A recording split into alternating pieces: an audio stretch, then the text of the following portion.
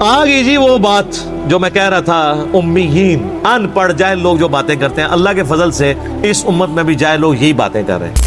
وَقَالُوا لَن تَمَسَّنَا النَّارُ إِلَّا أَيَّامًا مَّعْدُودَةً، وہ کہتے ہیں ہمیں کبھی بھی آگ نہیں چھو سکتی سوائے گنتی کے چند دن۔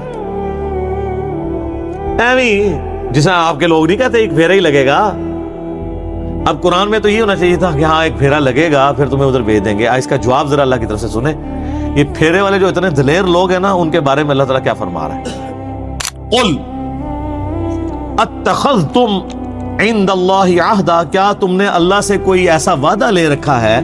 فلن یخلف اللہ عہدا، کہ اللہ اس وعدے کی خلاف ورزی نہیں کرے گا۔ ام تقولون علی اللہ ما لا تعلمون، یا پھر تم اللہ پر ایسی بات ڈال رہے ہو جسے تم جانتے نہیں ہو کہ کتنا بڑا جرم کر رہے ہو۔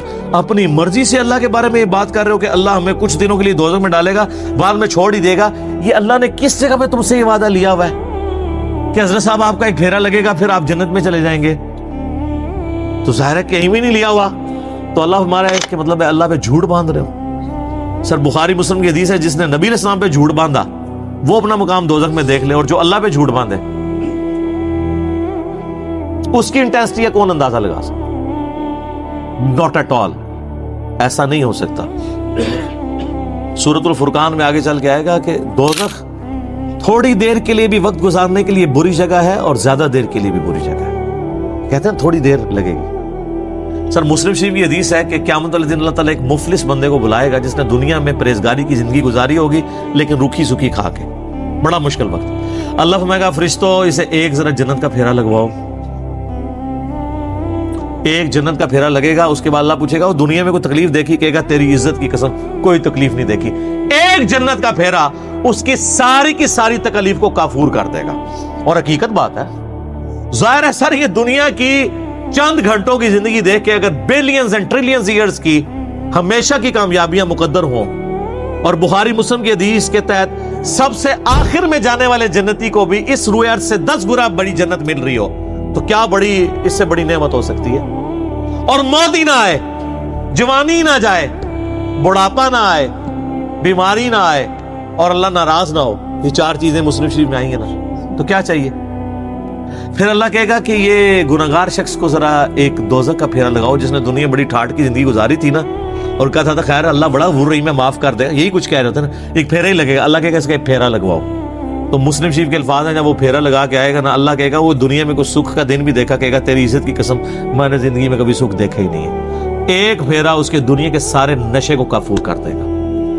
اللہم اجرنا من النار، آمین۔ تو سر یہ بڑا مشکل معاملہ ہے۔ اب اللہ تعالیٰ کی طرف سے ایک یونیورسل ٹروتھ آ رہا ہے، بلا یہ جو کہتے ہیں نا ایک پھیرا ہی لگے گا بعد میں ہم جنت میں چلے ہی جائیں گے، بلا اللہ بھائی کیوں نہیں؟ من کسب سیئۃ، جس نے ایک گناہ بھی کیا، وَأَحَاطَتْ بِهِ خَطِیئَتُهُ، اور وہ گناہ اس لیول کا ہوا کہ پورے کا پورا اس گناہ میں وہ گھر گیا، اوڑھنا بچھونا اس نے وہ برائی بنائی رکھی، فَأُولَئِكَ أَصْحَابُ النَّارِ، تو وہ جائے گا دوزخ میں، ہم فیہا خالدون، اور رہے گا ہمیشہ ہمیشہ۔ یہ سر کتابوں کا خدا ہے، کتابوں کا خدا بڑا ڈاڈا ہے بھائی۔ بابوں کا خدا تو ایک بوڑھی نانی اماں اس نے بنائی ہوئی ہے انہوں نے، اللہ یہ ہے۔ اب اللہ تعالیٰ نے جواب ترکی بترکی جواب دیا، کیوں نہیں؟ ایک پھیرا لگے گا، اوے جس نے ایک گناہ بھی کمایا اور اس گناہ نے اس کا احاطہ کر لیا۔ تو میرا خیال ہے اس ایک گناہ کا اگر ہم ذکر کریں، اور وہ سب سے بڑا گناہ آلموسٹ 90% زیادہ مسلمانوں میں موجود ہے، نماز چھوڑنا۔ صحیح مسلم میں حدیث ہے 246 انٹرنیشنل نمبر کے مطابق، بندے کے کفر اور ایمان کے درمیان فرق نماز ہے۔ سورہ روم کے اندر آیا وَأَقِيمُوا الصَّلَاةَ وَلَا تَكُونُوا مِنَ الْمُشْرِكِينَ، نماز قائم رکھو، دیکھنا مشرکوں میں سے نہ ہو جانا۔ اس سے بڑا کوئی گناہ روئے عرض کا نہیں ہے شرک کے بعد نماز کو چھوڑنا۔ تو یہ ایک گناہ کا بھی جس نے احاطہ کیا ہوا ہے، جس نے اپنے اوپر طاری کیا ہوا ہے۔ ابو داؤد ترمذی میں حدیث ہے جس نے ایک نماز بھی جان بوجھ کے چھوڑ دی گویا اس نے کفر کیا۔ ترمذی میں ایک تابعی کا قول ہے کہ میں نے صحابہ کو پایا ہے اس حال میں کہ وہ نماز چھوڑنے کے علاوہ کسی چیز کو کفر خیال نہیں کرتے تھے، بے نمازی کو وہ کافر ہی سمجھتے تھے۔ ہاں پاکستان کے ساتھی کارڈ مسلمان آپ لکھ لیں، امیر المومنین لکھ لیں بے شک ساتھ، جو مرضی لکھتے رہیں اس کو، اللہ کا قانون علیحدہ ہے، وہ ڈیفرنٹ ہے۔ اللہم اجرنا من النار۔ اب ساتھ ہی سائملٹینیس کنٹراسٹ ہے، والذین آمنوا، جو لوگ ایمان لے کر آئے، وعملوا الصالحات، اور انہوں نے نیک اعمال کیے، اولئک اصحاب الجنہ، وہ ہیں جنت والے۔ اللہم اجعلنا منہم، اللہ تعالیٰ ہمیں ان میں داخل فرمائے، آمین۔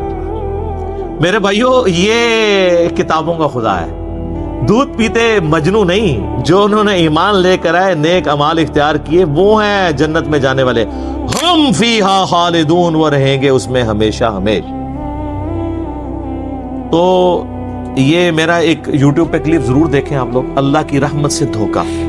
یہاں پہ بھی لوگ پبلک کو گھیرنے کے لیے، ہمارے آج کل ایسے وائزین آئے ہوئے ہیں جو کہتے ہیں جی وہ یہ جی بڑی سخت باتیں کرتے ہیں، بعض اللہ تعالیٰ سے لوگوں کو دور کر رہے ہیں اور سخت سخت باتیں کرتے ہیں، خوشخبریاں سنانی چاہیے۔ وہ بخاری مسلم کی حدیث ہے، خوشخبریاں سناؤ متنفر نہ کرو۔ وہ خوشخبری کیا بخاری مسلم میں جو حدیث ہے وہ صحابہ کرام کو حضور نے یہ کہتا کہ خوشخبری یہ سناؤ کہ نماز پڑھنے کی کوئی ضرورت نہیں ہے، جو بھی ہے تیرے محبوب کی امت سے۔ وہ فرائض کے لیے نہیں ہے، وہ چھوٹی چھوٹی جو نفلی عبادات ہیں ان پہ نکیر نہ کرو۔ وہ جی بخاری مسلم میں حدیث ہے، ایک صحابی نے لمبی نماز پڑھا دی، حضور نے اس کو ڈانٹا، کہا تو لوگوں کو متنفر کر رہا ہے۔ وہ سر اس نے سورہ بقرہ آل عمران پڑھ دی تھی، آپ پوری زندگی یہ کام نہیں کر سکتے، 6.5 پارے پڑھ دیے تھے۔ نبی علیہ السلام کی جو عام ایوریج نماز ہے نا سر، وہ آدھے گھنٹے کی ہوتی تھی، فجر کی نماز آدھے سے پونے گھنٹے کی، عشاء کی بھی اتنی، زور اثر بھی 20 منٹ سے کم نہیں ہوتی تھی، کیونکہ بخاری مسلم میں وہ باقاعدہ صورتیں رپورٹ ہوئی ہوئی ہیں جو نبی علیہ السلام پڑھا کرتے تھے۔ تو آپ ذرا اس سے کیلکولیشن کر لیں۔ سنن نسائی میں حدیث ہے، ہم صحابہ کرام کے نبی علیہ السلام کے پیچھے 10 تسبیحات شمار کیا کرتے تھے رکوع اور سجدے میں۔ بخاری مسلم میں حدیث ہے، انس بن مالک کہتے ہیں نبی علیہ السلام جب ہمیں نماز پڑھاتے تھے، رکوع کے بعد اتنی دیر کھڑے ہوتے تھے کہ ہم سمجھتے تھے آپ سجدے میں جانا بھول گئے، اور 2 سجدوں کے درمیان اتنی دیر بیٹھتے تھے ہم سمجھتے تھے کہ آپ دوسرا سجدہ کرنا بھول گئے، آپ اتحیات پڑھ رہے ہیں۔ تو یہ کون سی نماز ہے؟ تو کہانیاں کراتے ہیں، کہتے ہیں جی مختصر نماز پڑھائیں۔ وہ والی مختصر ہے نا، وہ یہ ہے کہ بھی معاذ بن جبل نے 3 گھنٹے کی عشاء پڑھا دی تھی، تو کہا گیا بھی 3 کی نہ پڑھاؤ، آدھے گھنٹے کی پڑھاؤ۔ اور تسی تے پڑھتے ہو 10 منٹ دی نماز، کہانیاں اتوں لیندے ہو، تراویح کر کے 20 بنا رہے ہو، ٹھیک ہے۔ تو یہ ہوں گے اہل جنت، رہیں گے اس میں ہمیشہ ہمیشہ۔ اللہ تعالی ہمیں ان میں شامل فرمائے۔ اللہم اجرنا من النار، اللہم من احییتہ منا فاحیہ علی الاسلام ومن توفیتہ منا فتوفہ علی الایمان۔